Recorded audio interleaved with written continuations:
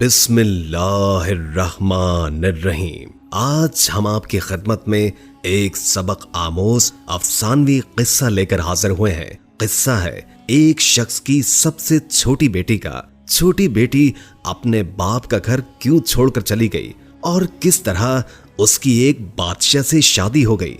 जानने के लिए वीडियो को आखिर तक जरूर देखिएगा। एक दफा का जिक्र है कि एक सौदागर था जिसकी 3 बेटियां थी। इसकी तीनों बेटियां बेहद खूबसूरत थी, लेकिन छोटी वाली सबसे प्यारी थी। उस सौदागर को अपनी तीनों बेटियों से बेइंतहा प्यार था। वो बस डरता था कि कहीं उसे कोई छोड़ कर ना चली जाए। इसलिए एक दिन सौदागर ने फैसला किया कि वो अपनी तीनों बेटियों से पूछेगा कि वो उससे कितनी मोहब्बत करती हैं। वो यही सोचते हुए अपनी सबसे बड़ी बेटी के पास गया और पूछा, बेटी तुम मुझसे कितनी मोहब्बत करती हो? बड़ी बेटी ने जवाब दिया, बाबा जान मैं आपसे अपनी जान से भी ज्यादा मोहब्बत करती हूँ। बाप ये सुनकर बेहद खुश हुआ और अपनी बेटी को एक कीमती सोने की माला दी। फिर वो अपनी दूसरी बेटी के पास गया और उससे भी यही पूछा कि बेटी तुम मुझसे कितनी मोहब्बत करती हो? दूसरी बेटी ने जवाब दिया, बाबा मैं आपको इस पूरी दुनिया में सबसे ज्यादा चाहती हूँ। बाप बेटी की बात सुनकर खुश हुआ और उसे बहुत सी सोने की अशर्फियां दी।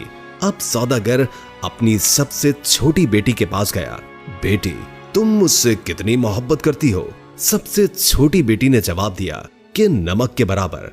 बेटी का जवाब सुनकर बाप को बहुत गुस्सा आया। नमक तो इंतहाई सस्ती और मामूली चीज है, ये मुझे इतना प्यार करती है। और फिर सौदागर ने उसे बहुत डांटा और गुस्से में ये भी कह दिया कि मुझे पता है कि तुम एक दिन मुझे छोड़कर चली जाओगी, इसलिए बेहतर है कि अभी से इस घर से चली जाओ। बाप की बात बेटी के दिल पर जाकर लगी और वो किसी को भी बताए बगैर घर से रोते हुए निकल गई। वो लड़की एक ऐसी जगह से गुजर रही थी जहां बहुत सी घास उगी हुई थी। लड़की ने अपने लिबास के ऊपर ही एक और घास का लिबास बनाकर पहन लिया ताकि पहचानी ना जाए। इसके बाद वो बादशाह के महल के बाहर जाकर रुक गई और बाहर खड़े सिपाहियों से कहने लगी कि सुनो, मुझे कुछ काम की जरूरत है, क्या तुम मुझे काम पर रख लोगे? मुझे सब काम आता है। नहीं बीबी, हम ऐसे किसी को काम पर नहीं रख लेते, जाओ यहाँ से। लड़की उदास हुई लेकिन फिर से इसरार करने लगी, देखो मुझे काम की बहुत जरूरत है, मेरे लायक कोई तो काम होगा महल में। इससे पहले कि सिपाही इनकार करता, एक बावर्ची उनके पास आकर खड़ा हो गया। उसने शायद लड़की की बात सुन ली थी। उसे लड़की पर बहुत तरस आया, इसलिए उसने लड़की को अपने साथ रख लिया। बावर्ची ने उसे सारे काम समझाए और उसे उसके सोने की जगह भी दिखा दी जहां और भी औरतें थी। किसी को उस लड़की का नाम तो नहीं मालूम था, तो उसका घास वाला लिबास देखकर सबने उसका नाम घसियारी रख दिया। अगले दिन महल में हलचल मची कि बादशाह एक बहुत बड़ी तकरीब का इनेकाद कर रहे हैं, उसमें हर कोई शरीक हो सकता है। तमाम मुलाजिम औरतें अपने आप को संवारने में लग गई। जब तकरीब का दिन आया तो घसियारी ने जाने से इनकार कर दिया और कहा कि उसकी तबीयत ठीक नहीं है, और फिर सब उसे आराम का कहकर चले गए। कुछ ही देर के बाद घसियारी उठी, अपना घास वाला लिबास उतारा और एक खूबसूरत सी पोशाक पहन ली जो वो अपने साथ लाई थी, और फिर उस तकरीब में चली गई। वो इतनी खूबसूरत लग रही थी कि वहां तमाम हाज़रीन की नजरें उस पर उठ रही थी। हर कोई ताज्जुब में था कि इतनी हसीन लड़की कौन है। वहां बादशाह का बेटा भी मौजूद था। उसने जब इस हसीन लड़की को देखा तो देखता ही रह गया, और फिर शहजादे ने पूरी तकरीब बस घसियारी के साथ बातों में गुजार दी। शहजादे ने किसी और की तरफ आंख उठाकर भी न देखा। फिर घसियारी किसी की भी नजरों में आए बगैर वापस महल में आ गई। अगले दिन औरतों ने कहा कि तुम्हें वहां होना चाहिए था। कल बादशाह का बेटा एक हसीना पर लट्टू हो गया और सारा वक्त उसी के साथ रहा। घसियारी बज़ाहिर उदासी हुई, हाँ काश मैं भी जा सकती। कुछ दिनों के बाद बादशाह ने फिर से एक तकरीब रखी। इस बार घसियारी ने यही बहाना लगाया कि उसकी तबीयत ठीक नहीं है, सो वो नहीं जा सकती। लेकिन सबके जाने के बाद उसने फिर से एक उम्दा लिबास पहना और तकरीब में चली गई। शहजादा उसे देखकर बहुत खुश हुआ और एक कीमती अंगूठी उसे तोहफे में दे दी। फिर तकरीब खत्म होने से पहले ही वो वापस महल में आ गई। दूसरी तरफ बादशाह का बेटा सौदागर की इस छोटी सी बेटी पर फिदा होकर रह गया था। उसने फैसला किया था कि वो अपने बाप से इस लड़की का जिक्र जरूर करेगा। अब अगली तकरीब शहजादे ने खुद जानबूझकर रखवाई ताकि वो इस लड़की से मिल सके, लेकिन इस बार घिसियारी न आई। शहजादा उदास हुआ।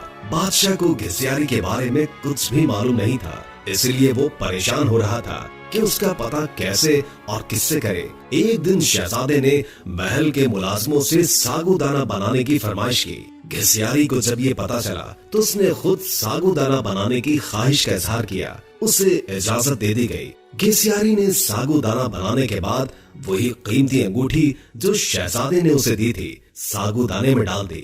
अब शहजादा मेज पर बैठा सागूदाना खा रहा था। जब खाना खा चुका तो देखा कि प्याले में अंगूठी पड़ी है। वो अंगूठी पहचान गया और जल्दी से अपने मुलाजमीन को बुलवाया। मुलाजमीन ने बताया कि ये सागूदाना घिसियारी नामी मुलाजमा ने बनाया है। फिर घिसियारी को बुलवाया गया। शहजादा घिसियारी को पहचान न सका, लेकिन जब घिसियारी ने बोलना शुरू किया तो शहजादे को उसकी आवाज सुनकर यकीन हो गया कि ये वही लड़की है जो उसे तकरीब में मिली थी और जिस पर वो दिल हार बैठा है। फिर घिसियारी ने अपना सारा किस्सा शहजादे को बताया कि वो इस महल में किस तरह पहुंच गई। शहजादे ने घिसियारी का बादशाह को बताया और इन दोनों की शादी कर दी गई। शादी के बाद एक बहुत बड़ी तकरीब रखी गई। उस तकरीब में सिर्फ शहर के बड़े बड़े सौदागर और ओहदेदारों को बुलवाया गया था। घिसियारी के बाबा भी उस तकरीब में मौजूद थे। खाने का वक्त हुआ तो मेज हर तरह के लजीज खानों से भर दी गई, लेकिन जब सबने खाना शुरू किया तो पता चला कि खाने में नमक ही नहीं है। घिसियारी के बाबा ने बादशाह को मुखातिब करके कहा, इसमें तो नमक ही नहीं है। बादशाह हल्का सा हंसा और कहने लगा, क्या हो गया सौदागर साहब, सिर्फ नमक ही तो नहीं है, बाकी सब कुछ तो है ना इसमें। ये सुनकर सौदागर की आंखों से आंसू जारी हो गए। बादशाह ने उसे ताजुब से देखा और पूछा कि जनाब आप रोने क्यों लग गए। सौदागर ने कहा, आज मैं अपनी बेटी की बात समझ गया हूँ। खाने में नमक न हो तो चीज बदजायका हो जाती है, चाहे उस खाने में और कितने ही कीमती मसाला जात पड़े हों, लेकिन नमक के बगैर खाना कुछ भी नहीं। फिर सौदागर ने अपना किस्सा बादशाह को सुनाया और कहा कि मेरी बेटी मुझसे नाराज होकर चली गई है। मैंने उसे बहुत ढूंढा लेकिन वो नहीं मिली। मैं उसकी तरफ से बहुत परेशान रहता हूँ। सौदागर ने बादशाह को अपनी बेटी का हुलिया बताया तो बादशाह ने घिसियारी को बुलवाया और अपनी बेटी को सही सलामत देखकर बाप की खुशी का ठिकाना ही न था। सौदागर ने बेटी को गले लगाया और उससे माफिया मांगता रहा। दोस्तों, वीडियो अच्छी लगी हो तो लाइक करके शेयर कर दें और कोई अच्छा सा कमेंट कर दें। अल्लाह ताला हम सबको अपनी हिफ्ज़ व अमान में रखे। जज़ाकल्लाह।